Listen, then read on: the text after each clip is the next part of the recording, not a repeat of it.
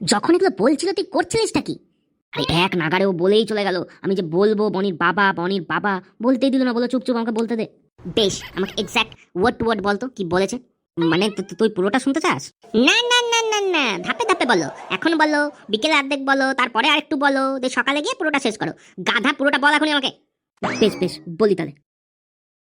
তো হঠাৎ সেদিন দেখলাম তোর বাবা কলেজের করিডোরে। প্রথমে দূর থেকে বুঝতে পারিনি, কিন্তু আবার শোনার পরই বুঝে গেছি তোর বাবা।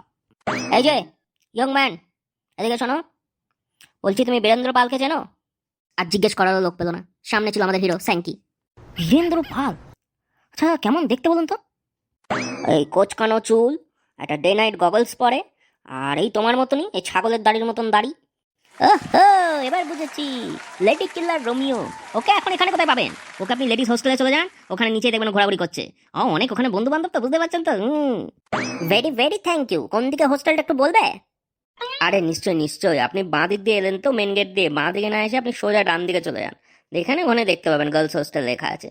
আর তাছাড়া বলছি, ওকে যদি গার্লস হোস্টেল না পান না, আপনি এখানে কাছে একটা সুপার বার আছে।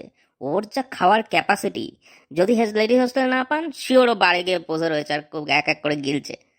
ঠিক আছে? বড্ড উপকার করলে বাবা, ভেরি ভেরি থ্যাংক ইউ। তবে আপনি কে? ওর তো আবার জুয়া খেলারও শখ আছে, জুয়া খেলে আপনারও টাকা মেরে দিয়েছে নাকি? আমার যে কি মেরেছে আমি জানি। আমি তোমার এই লেডি কিলার রোমিওর বাবা। সাবাস তো সে। মানে বলছি কি, এই যাত্রায় যদি বেঁচে যায়, তোকে আর শ্যাঙ্কিকে আমি দেখে নেবো।